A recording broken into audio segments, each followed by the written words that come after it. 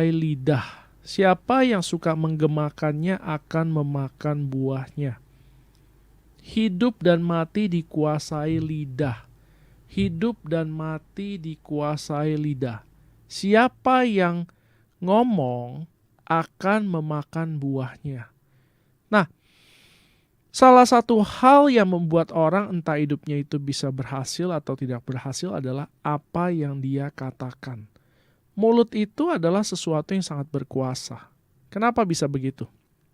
Begini, Tuhan itu menciptakan manusia itu segambar dan secitra dengan Allah. Nah, kekuatannya Allah di mana sih? Di kata-katanya, di firman-Nya. Di dalam Ibrani 1 ayat 3 dikatakan bahwa Allah itu menopang segala sesuatu di dunia ini dengan perkataan firman-Nya. Lalu kalau kita lihat lagi di Kejadian 1, Allah itu menciptakan segala sesuatu dengan perkataan. Nah, karena di dalam kita ada Yesus yang hidup di dalam kita, artinya kita memiliki perkataan yang berkuasa sama kayak Yesus. Jadi kata-kata kita ini bisa menjadi sesuatu yang sangat dahsyat. Makanya Amsal berkata bahwa siapa yang menggemakan, siapa yang ngomong, itu yang akan hidup, yang makan buahnya. Mau itu hidup, mau itu mati, dua-duanya itu kita bisa terima buahnya. Kalau kita berkata-kata hal yang demikian. Jadi kita harus ngerti nih, perkataan itu adalah sesuatu yang sangat berkuasa. Perkataan itu adalah yang membuat alam semesta ini. Perkataan itu yang membuat orang itu bisa berhasil atau gagal. Perkataan itu yang bisa membuat hidup orang itu baik atau enggak. Itu semua ada di dalam perkataan. Apakah perbuatan kita nggak dihitung? Dihitung, tapi beda. Apa yang kita pikirkan, itu yang akan kita percayai. Apa yang kita percayai, itulah yang akan kita katakan. Apa yang kita katakan itu, itulah yang akan menjadi kenyataan. Jadi, kita harus ngerti bahwa apa yang kita ngomong ini sangat kuat, sangat dahsyat. Yesus itu waktu dia mau menghentikan satu pohon ara supaya berhenti berbuah, dia cukup ngomong doang nih. Dia ngomong bahwa, pohon ara jangan lagi ada yang makan darimu. Jangan ada lagi yang makan dari buahmu. Besoknya pohon itu mati. Luar biasa. Kok bisa demikian? Karena ya itu, ada kuasa. Terus ada satu lagi yang keren nih, ayatnya nih ada di Yakobus. Yakobus 1.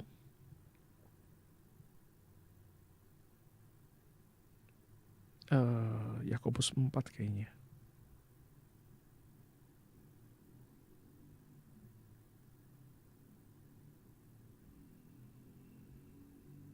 Oh, ini dia, Yakobus 3 nih.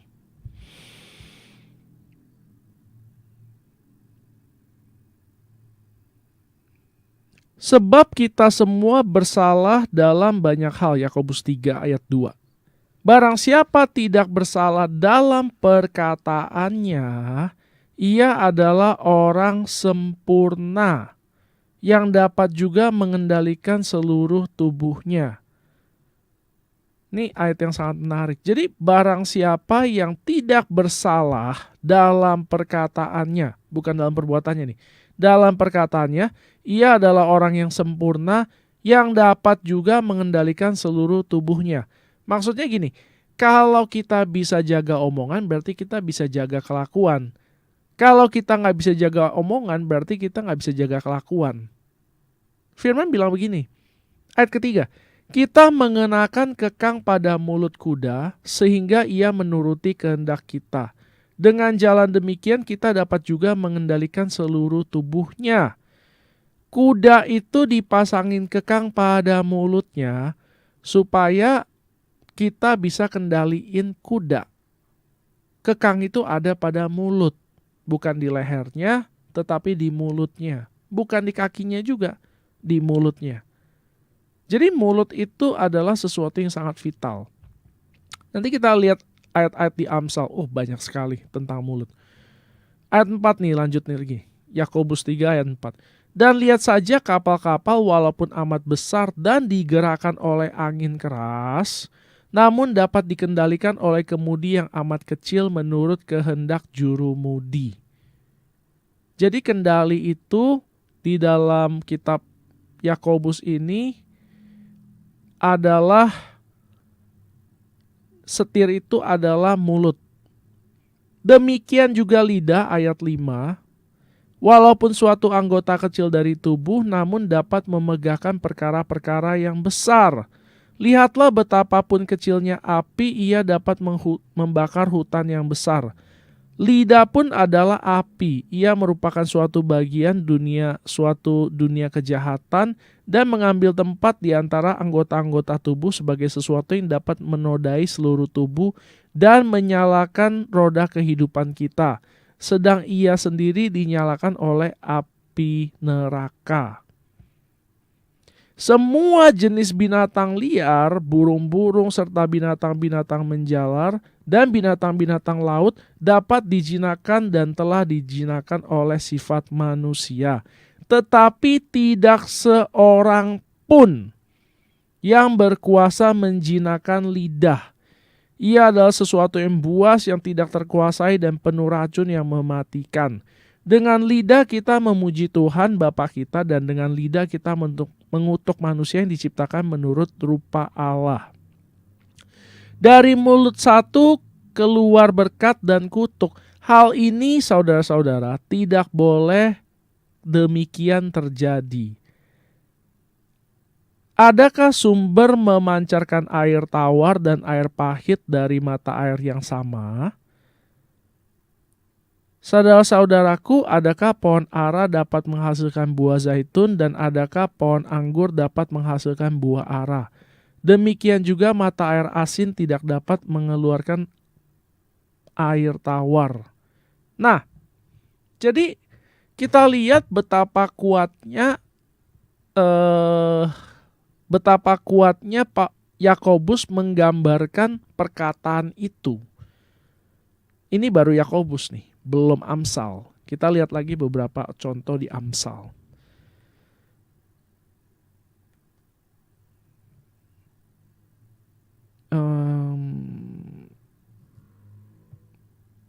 Oke, kita lihat di Amsal 6 ayat 12. Amsal 6 ayat 12. Tak bergunalah dan jahatlah orang yang hidup dengan mulut serong. Mulut serong. Kita lihat lagi di Amsal 10 ayat 31. Amsal 10 ayat 31. Mulut orang benar mengeluarkan hikmat, tetapi lidah bercabang akan dikerat.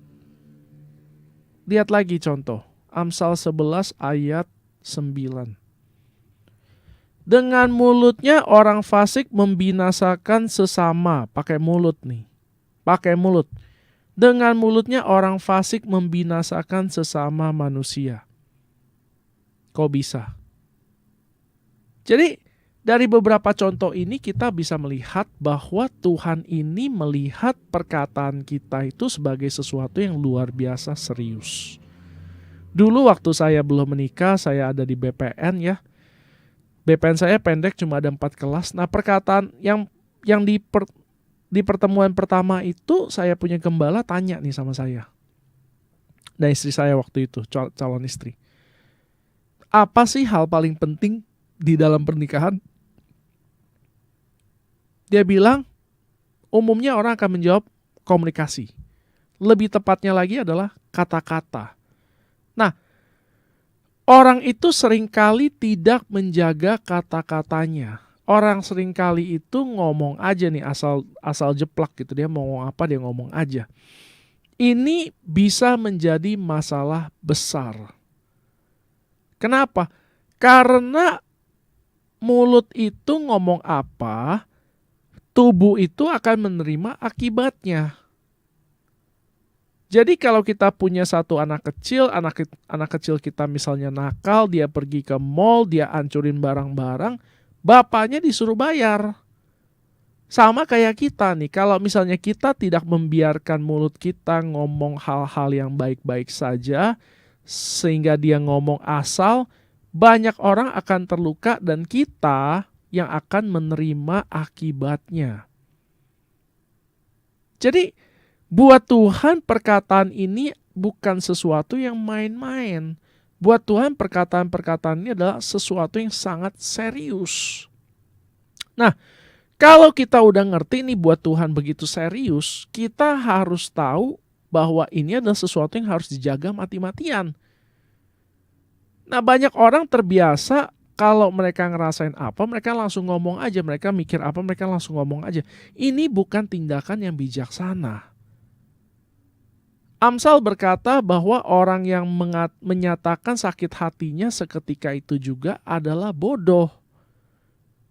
Orang yang ngerasain apa, mikir apa dengan cepat-cepat ngomong adalah bodoh. Terutama kalau itu adalah sesuatu yang nggak baik. Sesuatu yang punya potensi merusak, itu namanya bodoh. Nah, Tuhan itu mau kita memiliki hikmat.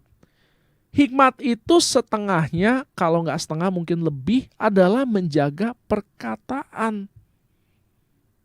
Di dalam Amsal dikatakan orang bodoh aja dianggap pintar kalau dia diem. Nah, seringkali kita merusak hidup kita sendiri, kita ngerusak rezeki kita sendiri, kita ngerusak berkat kita sendiri dengan perkataan kita yang salah. Ini adalah sesuatu yang sangat disayangkan sekali. Tuhan itu mau hidup kita berhasil. Dari mana hidup kita berhasil? Pertama, kita memiliki pemikiran yang benar. Kedua, kita memiliki kata-kata yang benar. Nanti kita akan bahas bagaimana caranya supaya orang bisa memiliki kata-kata yang benar. Sekarang yang kita bahas adalah akibatnya. Akibatnya ini penting sekali, penting sekali, penting sekali. Di dalam firman kalau dikatakan sekali berarti penting. 2 kali berarti penting sekali. Kalau kayak sekarang nih saya ngomong di Yakobus, di Amsal begitu banyak ayat-ayat ngomongin tentang mulut. Berarti ini penting sekali. Jangan sekali-kali kita main asal ngomong perasaan dan pemikiran kita yang gak sesuai dengan firman. Saudara gak suka sama orang, saudara langsung ngomong nih, gua gak suka sama lu. Ini bakal jadi masalah besar ke depan. Jangan pikir, oh iya gak apa-apa lah kalau gak temenan sama dia lagi lah. Enggak. Tuhan mau kita hidup berdamai dengan semua orang. Jadi kita harus berhati-hati. Berhati-hati, mulutnya ada sesuatu yang harus kita jaga sepanjang waktu. Kalau misalnya orang menikah, dia nggak menjaga perkataan, dia bisa berantem terus sama istrinya. Ada satu cerita yang bagus. Ada satu orang istri, dia pergi ke satu psikiater. Dia bilang gini sama psikiaternya, dokter, saya nggak mengerti kenapa suami saya emosinya sangat meledak-ledak. Dan kalau dia marah, dia menakutkan sekali. Saya nggak ngerti harus bagaimana menghadapi suami saya. Psikiaternya bilang begini, gampang ibu. Setiap kali suami Anda mulai marah, saya mau Anda ambil segelas air, Anda pergi ke WC, Anda mulai kumur. Kumur terus sampai dia berhenti marah. Nah, seminggu kemudian, ibu ini datang lagi nih ke psikiater ini, tanya. Terus psikiaternya tanya, ibu gimana? Berhasil nggak? Udah gitu si ibunya bilang, oh ini luar biasa sekali, ini berhasil. Suami saya nggak lagi marah-marah kayak dulu. Nah, kenapa? Karena waktu suaminya ngomel, istrinya nimpalin. Akhirnya nggak ada berhenti, cek, cok. Itu yang bikin suaminya makin ngamuk lagi. Jadi apa yang harus dilakukan dong? Jaga perkataan. Ketika kita tidak memiliki sesuatu yang baik untuk dikatakan, diam aja. Walaupun kita empet di dalam hati, kita udah kesel, diam. Jangan ngomong hal-hal nggak perlu. Jangan ngomong sesuatu yang berpotensi untuk melukai orang lain. Jangan ngomong sesuatu yang nantinya bakal kita sesali. Ini udah hukumnya. Kalau kita mau melihat hal-hal baik terjadi dalam hidup kita, kita harus menjaga perkataan kita. Tapi saya nggak tahan lagi. Perasaan Anda bukan sesuatu yang di luar kendali Anda. Perasaan Anda adalah sesuatu yang dapat Anda kendalikan kalau Anda mau. Jangan memberikan makan kepada perasaan Anda. Berikanlah firman kepada perasaan Anda, kepada jiwa Anda, supaya Anda menjadi pribadi dengan jiwa yang sehat. Kalau waktu itu ada yang ingat pelajaran saya beberapa minggu lalu, saya ngomongin tentang jiwa yang sehat. Nah, berkat itu akan tertarik kepada orang-orang yang memiliki jiwa yang sehat. Tetapi orang yang mulutnya asbun, nyablak, dan ngomong hal-hal yang gak sesuai firman, ini akan berpotensi merugikan orang, mengutuk orang, dan diri sendiri. Jadi berkat dan kutuk itu ada di dalam mulut. Berkat dan kutuk itu ada di dalam mulut orang. Itu tidak akan keluar kalau tidak dikeluarkan. Tetapi begitu dikeluarkan sudah nggak bisa ditarik lagi. Ada satu orang dia kerjanya marah-marah terus. Dia marah-marah terus. Terus banyak orang terluka. Terus papanya bilang gini, kamu ambil satu kantong paku sama palu, besok setiap kali kamu marah sama orang, kamu pakuin ke kayu, ke pagar kayu. Ya udah, anak ini lakukan nih. Setiap kali dia marah, dia pakuin. Habis itu udah selesai, bapaknya bilang, oke, semua yang sudah dipaku sekarang dicabut. Cabut. Terus bapaknya tanya sama anak ini, kamu bisa lihat bekasnya enggak? Anak ini bilang bisa, kita bisa lihat ada bekasnya. Jadi ketika kita ngomong sesuatu, apalagi yang jelek, yang kasar dan sebagainya, kita ini sudah melukai orang lain. Dan itu akan ada bekasnya. Jadi oleh karena itu sangat penting buat kita bisa menjaga perkataan kita. Nah, perkataan itu berhubungan dengan kedewasaan. Semakin kita dewasa, semakin kita akan mengeluarkan kata-kata yang baik dan bermanfaat buat orang lain. Semakin kita tidak berpengalaman, bodoh, semakin kita akan mengeluarkan segala sesuatu hanya karena emosi. Hanya karena pikiran kita yang salah. Oke, kita sampai sini dulu. Kalau ada yang mau kasih pertanyaan atau mau komen, boleh WhatsApp ke 0855 885 1006. Atau kalau ada yang di YouTube lagi nonton bisa komen di Heartline Network. Itu aja, kita break dulu. Oke, nah kita sekarang mau lihat nih. Ada kejadian yang menurut saya aneh sekali di dalam Alkitab nih. Kita lihat di Kejadian ayat 25 ya. Mulai dari ayat 30. Ayat 29. Pada suatu kali Yakub sedang memasak sesuatu. Lalu datanglah Esau dengan lelah dari padang. Kata Esau kepada Yakub, berikanlah kiranya aku menghirup sedikit yang dari merah-merah itu, karena aku lelah. Itulah sebabnya namanya disebutkan Edom. Esau itu dipanggil juga Edom. Edom itu artinya merah. Tetapi kata Yakub, jualah dahulu kepadaku hak kesulunganmu. Saud Esau, sebentar lagi aku akan mati. Apakah gunanya bagiku hak kesulungan itu? Bersumpahlah dahulu kepadaku. Maka bersumpahlah ia kepada Yakub dan dijuallahnya hak kesulungan itu kepadanya. Maka Yakub memberikan roti dan masakan kacang merah itu kepada Esau. Ia makan dan minum, lalu berdiri dan pergi. Demikianlah Esau memandang hak kesulungan itu dengan ringan. Ini hak kesulungan ya, kita simpen dulu, kita lihat di Kejadian 27. Ketika Ishak sudah tua dan matanya telah kabur sehingga ia tidak dapat melihat lagi, Dipanggilanya Esau anak sulungnya serta berkata kepadanya, "Anakku," sahut Esau, "Ya Bapa." Berkatalah Ishak, "Lihat aku sudah tua. Aku tidak tahu bila hari kematianku.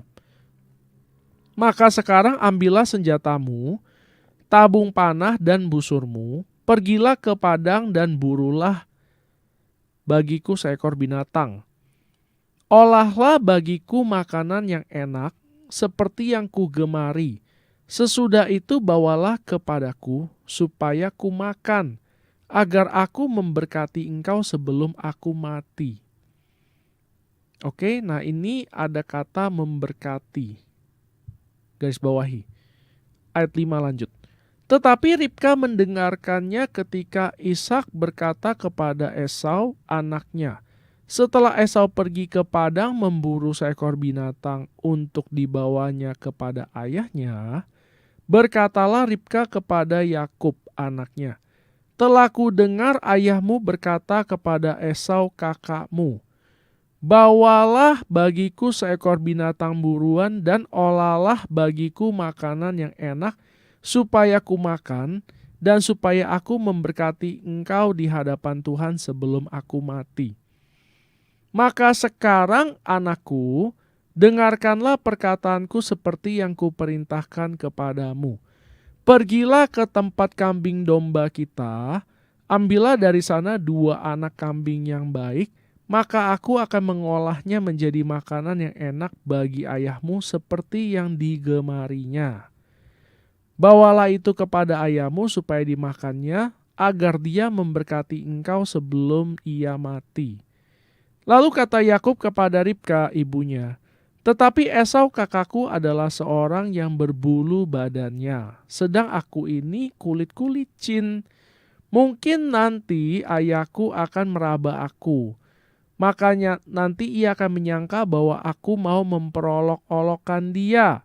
Dengan demikian aku mendatangkan kutuk atas diriku sendiri dan bukan berkat." Tetapi ibunya berkata kepadanya, "Akulah yang menanggung kutuk itu, anakku. Dengarkan saja perkataanku, pergilah ambil kambing-kambing itu." Lalu ia pergi mengambil kambing-kambing itu dan membawanya kepada ibunya. Sesudah itu ibunya mengolah makanan yang enak seperti yang digemari ayahnya. Kemudian Ribka mengambil pakaian yang indah kepunyaan Esau, anak sulungnya, pakaian yang disimpannya di rumah, lalu disuruhnya lah dikenakan oleh Yakub anak bungsunya. Dan kulit anak kambing itu dipalutkannya pada kedua tangan Yakub dan pada lehernya yang licin itu. Lalu ia memberikan makanan yang enak dan roti yang telah diolahnya itu kepada Yakub anaknya. Demikianlah Yakub masuk ke tempat ayahnya serta berkata, "Bapa." Sahut ayahnya, "Ya anakku, siapakah engkau?" Kata Yakub kepada ayahnya, "Akulah Esau anak sulungmu. Telah kulakukan seperti yang bapa katakan kepadaku. Bangunlah dan duduklah dan makanlah daging buruan masakanku ini agar bapa memberkati aku." Lalu Ishak berkata kepada anaknya itu, "Lekas juga engkau mendapatnya anakku." Jawabnya, "Karena Tuhan Allahmu membuat aku mencapai tujuanku." Lalu kata Ishak kepada Yakub, "Datanglah mendekat anakku, supaya aku meraba engkau. Apakah engkau ini anakku Esau atau bukan?" Maka Yakub mendekati Ishak ayahnya dan ayahnya itu merabanya serta berkata, "Kalau suara-suara Yakub, kalau tangan-tangan Esau." Jadi Ishak tidak mengenal dia karena tangannya berbulu seperti tangan Esau kakaknya. Ishak hendak memberkati dia.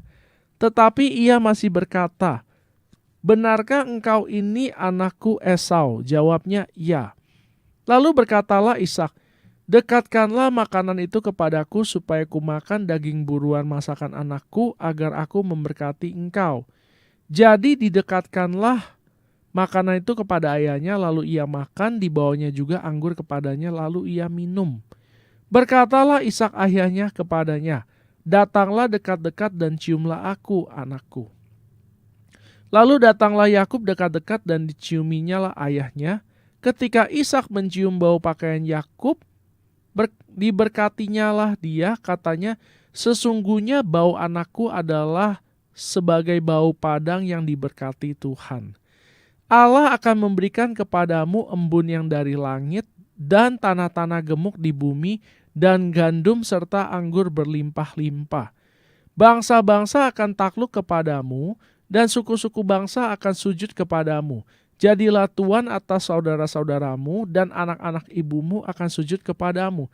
Siapa yang mengutuk engkau terkutuklah ia, dan siapa yang memberkati engkau diberkatilah ia. Setelah Ishak selesai memberkati Yakub, dan baru saja Yakub keluar meninggalkan Ishak ayahnya, pulanglah Esau kakaknya dari berburu. Ia juga menyediakan makanan yang enak, lalu membawa kepada ayahnya. Katanya kepada ayahnya, "Bapa, bangunlah dan makan daging buruan masakan anakmu, agar engkau memberkati aku." Tetapi kata Ishak ayahnya kepadanya, "Siapakah engkau ini?" Sahutnya, "Akulah anakmu, anak sulungmu Esau." Lalu terkejutlah Ishak dengan sangat serta berkata, "Siapakah gerangan dia yang memburu binatang itu dan yang telah membawanya kepadaku? Aku telah memakan semuanya sebelum engkau datang dan telah memberkati dia dan akan tetap orang yang diberkati." Sesudah Esau mendengar perkataan ayahnya itu, meraung-raunglah ia dengan sangat keras dalam kepedihan hatinya serta berkata kepadanya, "Berkatilah aku ini juga ya Bapa." Jawab ayahnya, "Adikmu telah datang dengan tipu daya dan telah merampas berkat yang untukmu itu." "Bukankah," kata Esau, "bukankah tepat namanya Yakub karena ia telah 2 kali menipu aku? Hak kesulunganku telah dirampasnya dan sekarang dirampasnya pula berkat yang untukku." Lalu katanya, "Apakah Bapa tidak mempunyai berkat lain bagiku?" Nah, sesudah kita dengar cerita ini ya, kita dapat menyimpulkan sesuatu nih. Sesuatu yang sangat berharga yang sampai si Yakub ini mau nipu, itu ada 2 macam. Satu namanya hak kesulungan, satu lagi namanya berkat. Apa itu hak kesulungan? Hak kesulungan itu adalah anak nomor 1 boleh mendapat 2/3 dari semua bagian. 2 bagian dari semua harta. 2 bagian dari semua harta. Apa itu berkat? Berkat itu adalah kata-katanya Ishak. Kenapa si Yakub mati-matian mau dapetin kata-katanya Ishak? Kalau hak kesulungan wajar, karena kan dia dapat 2 bagian dari semua harta bapaknya. Jadi misalnya domba bapaknya ada 60 ekor.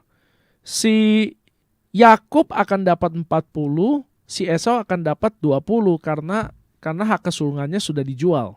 Kalau misalnya bapaknya memiliki 300 ekor lembu, maka Yakub punya hak 2 bagian, yaitu 200 ekor dan Esau hanya akan mendapat 100 ekor saja. Ini wajar. Ini sepertinya sesuatu yang wajar buat dipertahankan, sesuatu yang wajar buat diperjuangkan. Misalnya kita punya kakak-kakak gitu, orang tua kita misalnya mau ninggalin wasiat, kita tentu berharap kita bisa dapat warisan lebih banyak. Wajar. Tetapi buat apa Yakub susah-susah sampai nipu, sampai takut karena cuman buat dapat kata-kata dari bapaknya. Karena dia mengerti bahwa bapaknya itu sebagai seorang yang memiliki hubungan dengan Tuhan, kata-katanya itu sangat berkuasa.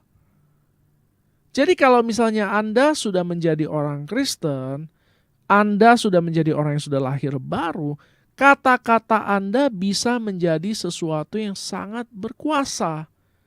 Mau itu sesuatu yang baik, mau itu sesuatu yang buruk, kata-kata Anda bisa menjadi sesuatu yang sangat berkuasa, baik untuk diri Anda sendiri maupun untuk Anda maupun buat orang lain. Jadi berhentilah mengutuk diri Anda sendiri, berhentilah mengutuk orang lain.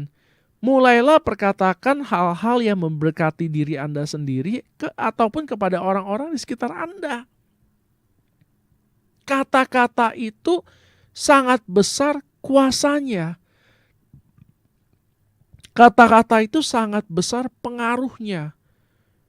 Jadi ketika Amsal berkata bahwa hidup dan mati tergantung lidah, Amsal itu tidak sedang melebih-lebihkan sesuatu.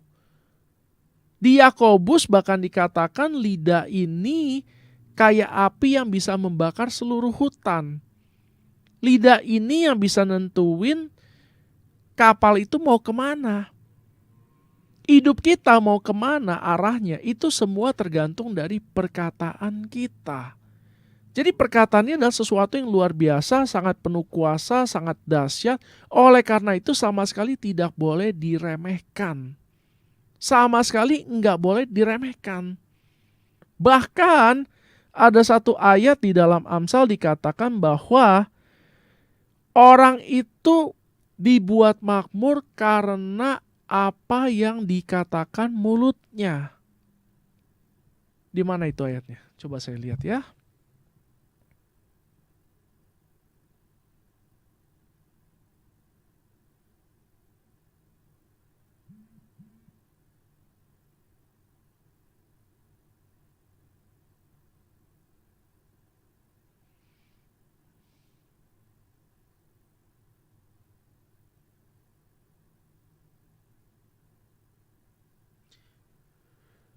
Amsal 13 ayat 2.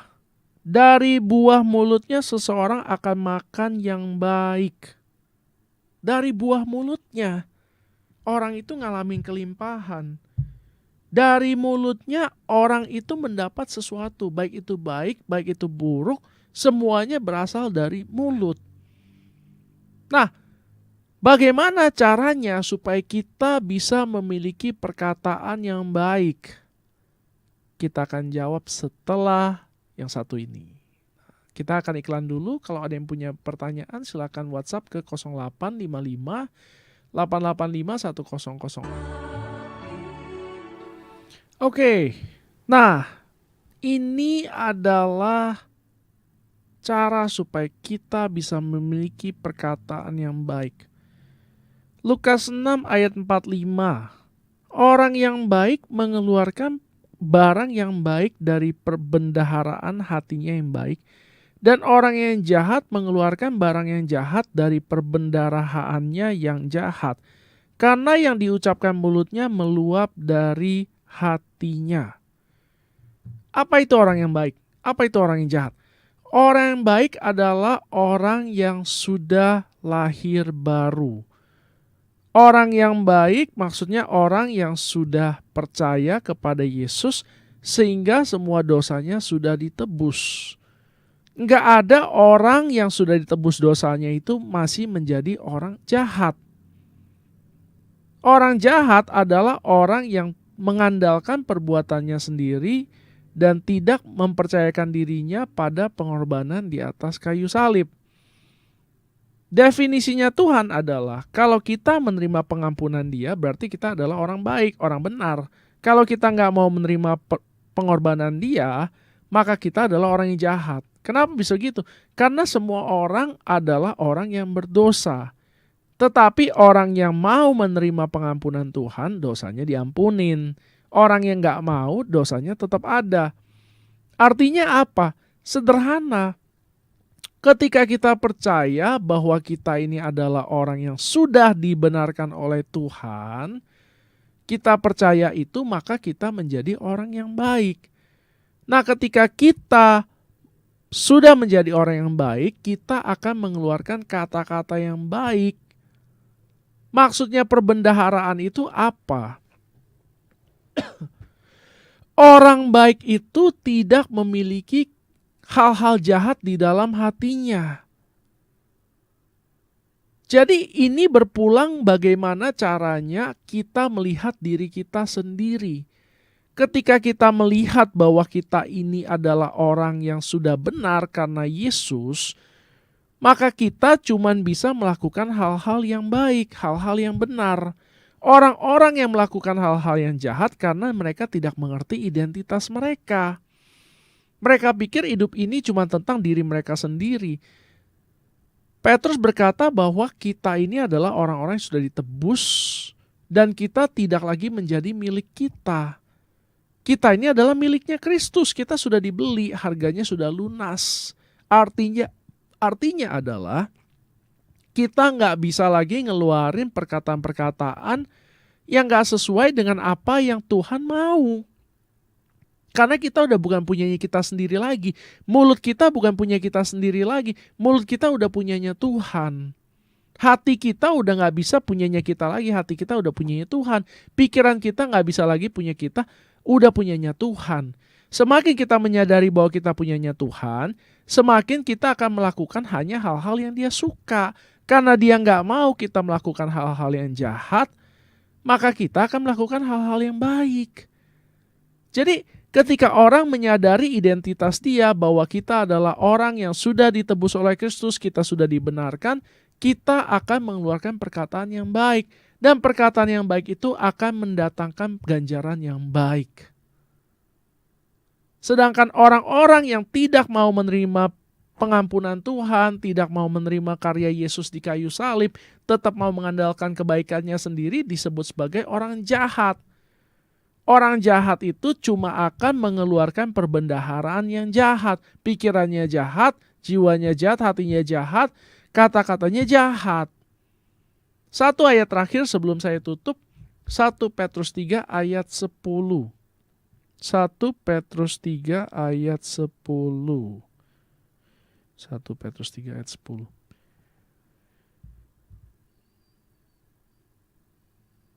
Lebih baik mulainya dari ayat 8.